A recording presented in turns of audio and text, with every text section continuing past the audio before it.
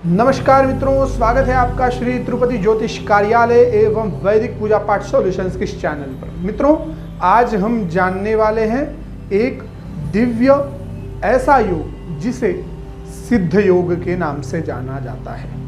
अब सिद्ध अर्थात दिव्य, अद्भुत या फिर सिद्धि को ले जाने वाला, हमारे कार्य को पूर्णता की ओर ले जाने वाला, सिद्ध करने वाला अर्थात उसको पूर्ण करने वाला ऐसा योग। जो भी काम हम शुरू कर रहे हैं, संभवतः हमें यही इच्छा होती है कि ये कार्य पूर्णता की ओर जाए, ये कार्य का मुझे कुछ अच्छा फल मिले। जब वो कार्य पूर्ण होगा तब हमें कुछ फल मिलेगा। तो सिद्ध योग, सिद्ध अर्थात ये हो गया। और योग, योग मतलब होता है दो चीजों का मिलन, 2, 3, 4, 5 ऐसे चीजों का मिलन हो जाए योग कहा जाता है। तो इसमें हम जानने वाले हैं एक तो वार और दूसरा तिथि, इनके योगों से मिलने वाला, इनके योग से मिलने वाला दिव्य सिद्ध योग। अब इस योग की जानकारी हम यहाँ पे लेने वाले हैं। श्लोक के माध्यम से एकदम सिंपल तरीके से मैं आपको समझाने वाला हूँ। वीडियो बड़ी हो जाएगी तो भी आप पूरा देखिएगा, क्योंकि ये जानकारी बहुत ही विशेष है, बहुत ही जरूरी है। चलिए शुरू करते हैं। शुक्रे नंदा बुधे भद्रा जया भौमे प्रकीर्तिताः शनौ रिक्ता गुरौ पूर्णा सिद्ध योगा उदाहृताः। अर्थात शुक्र, नंदा, बुध, भद्रा, जया, भौम जो है जया यानी मंगल जया में हो, शनि रिक्ता और गुरु पूर्णा, ये योग जब बनेगा तब सिद्ध योग बनेगा। अब हम जानने वाले, सबसे पहले आप ये सब जो है वार, इनको साइड में रख दीजिएगा। पहले मैं आपको नंदा के बारे में, नंदा, भद्रा, जया, रिक्ता और पूर्णा, इन तिथियों के बारे में बताता हूं। मित्रों, हम सबसे पहले लिखेंगे नंदा, फिर लिखेंगे भद्रा, फिर लिखेंगे जया, फिर रिक्ता, फिर आ गई नंदा, भद्रा, जया, रिक्ता और पूर्णा। अब ये तिथियां होती हैं। अब इसमें नंदा तिथि कौन सी है, भद्रा कौन सी है, जया कौन सी है, रिक्ता कौन सी है, इसको हमें जानना पड़ेगा। और इसको जानने के बाद ही हम योग मिलाकर और सिद्ध योग का निर्माण करेंगे, अर्थात उसको जानेंगे कि कब है। तो नंदा तिथि होती है, एकदम सिंपल तरीके से मैं आपको समझाता हूँ, याद कर लीजिएगा। पहले आप इधर लिखिए एक प्रतिपदा, भद्रा तिथि होती है द्वितीया, जया तिथि होती है तृतीया, और रिक्ता तिथि होती है चतुर्थी, और पूर्णा तिथि होती है पंचमी।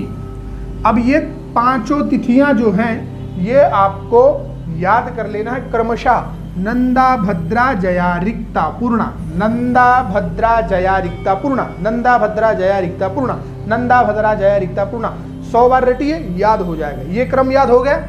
अब याद रखिएगा 1, 2, 3, 4, 5, फिर लिखिएगा यहाँ 6, 7, 8, 9 और 10, फिर लिखिए यहाँ पे 11, 12, 13, 14 और 15, और यहाँ पे आप 30 भी लिख दीजिए।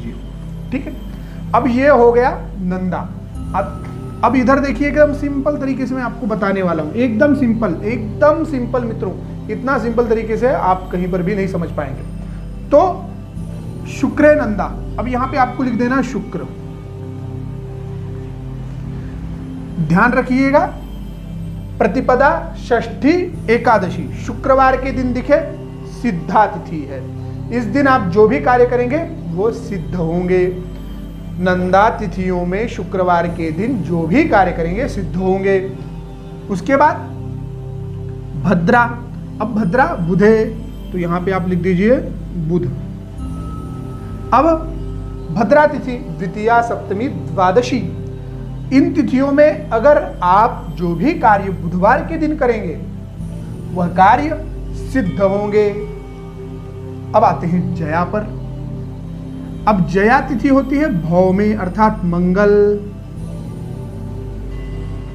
अब तृतीया, अष्टमी और त्रयोदशी, इन तिथियों में अगर मंगलवार को हम कुछ कार्य करते हैं तो वह कार्य सिद्ध होते हैं। अब आते हैं रिक्ता। अब रिक्ता तिथि को इतना अच्छा माना नहीं जाता।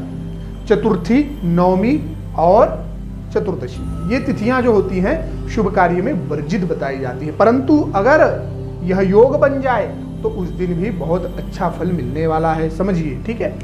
तो आते हैं इसके ऊपर। तो शनिवार के दिन शनो रिक्ता, तो शनिवार के दिन अगर रिक्ता चतुर्थी, नवमी, चतुर्दशी आ जाए तो समझिए वह सिद्धा तिथि है, हमारे कार्य को सिद्ध करने वाली है।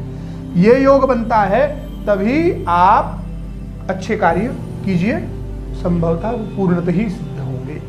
अब हो गया पूर्णा। अब पूर्णा में क्या है? गुरुवार के दिन अगर पंचमी, दशमी, पूर्णिमा या फिर अमावस्या ये तिथि आ जाए तो उसको हम सिद्धा तिथि कहते हैं। इस दिन किए गए कार्य हमारे सिद्ध होते हैं। मित्रों ध्यान रखिएगा, संभवतः आप अमावस्या को कोई भी कार्य शुरू ना करें। योग अच्छा बनेगा तो भी आप उस दिन न करें, इसको वर्जित करें, क्योंकि कभी कभी ऐसे कार्य शुरुआत में तो अच्छा चलता है परंतु बाद में सिद्ध नहीं हो पाता और हमें लगता है बहुत अच्छा शुरुआत हो गई है। इसके लिए वर्जित करें अमावस्या को। और शनिवार के दिन अगर रिक्ता पड़ती है तो कोई दिक्कत नहीं है, नहीं तो आप चतुर्थी, नवमी और चतुर्दशी इन तिथियों को भी पूर्णतः वर्जित कर दें। आपको उस दिन कोई भी अच्छे कार्य नहीं करने हैं। गुरु मंत्र आदि लेना हो, दीक्षा लेना हो, शिक्षा ग्रहण करने को स्कूल में एडमिशन कर रहे हो, या फिर कुछ पैसे आप उधार ले रहे हैं, या फिर गाड़ी ले रहे हैं, या फिर घर ले रहे हैं, कुछ सोना ले रहे हैं, चांदी ले रहे हैं, तो ये क्या होगा, आप जिस दिन से लेंगे ना तो आपके घर को खाली कर देंगे।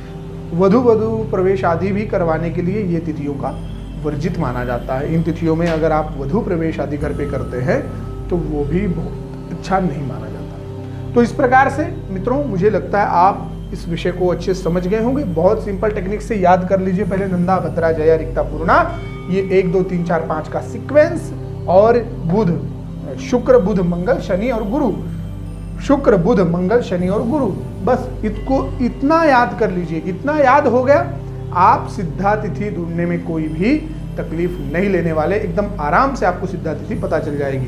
मित्रों आगे आने वाली वीडियो में हम देखने वाले हैं अमृत सिद्ध योग के बारे में। वो वीडियो भी बहुत अच्छी होने वाली है।